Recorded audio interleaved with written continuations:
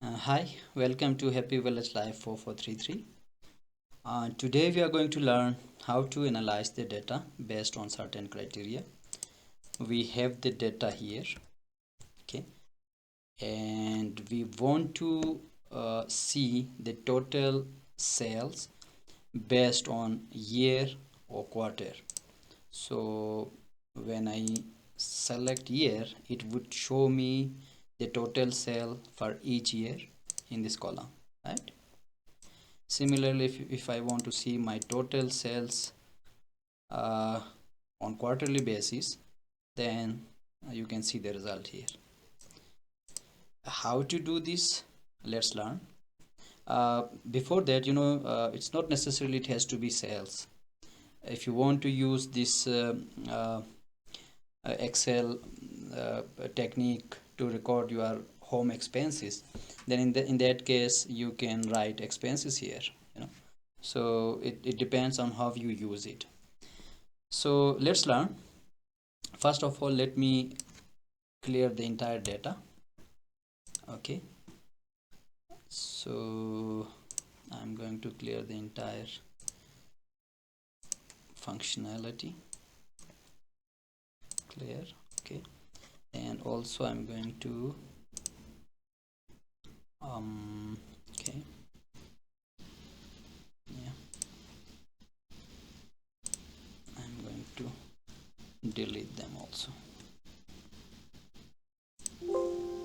Okay, yeah, now everything has been reset and we have to work on in order to have the same result.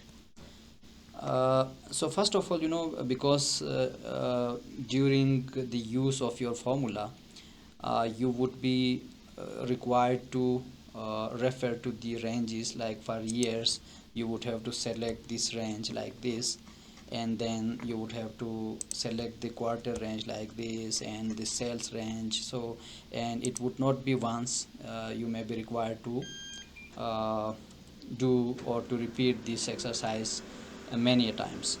So in order to save your time, what you can do, you can create the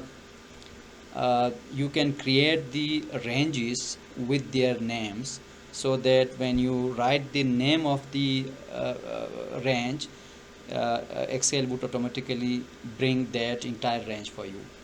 uh, this you can do also by creating table. So how you can do, you would select the entire data, you would go to formula, here create from selection, top row selected. Why? Because it would create the range for you with the name mentioned on the top row. So year would select the entire range of the year, and quarter and sales similarly, right? So okay, now you can see here the ranges have been created. If I click on year, you can see the entire year data would be fetched or would be selected by the Excel automatically. So it would save a lot of your time. Having done that, you can come back here, and here you can use the formula. um, Here the formula would be like equals to, if this cell equals to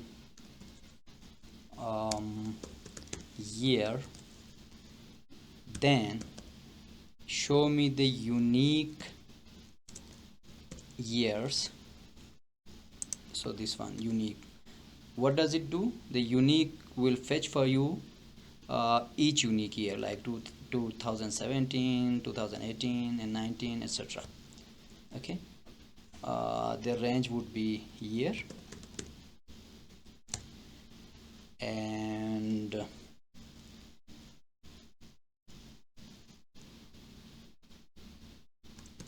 close the parenthesis. If false, then it should be unique number from the range quarter.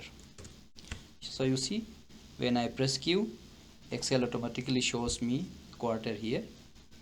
So this would You see, this is automatically selecting the entire range for me. Close the parenthesis and then enter.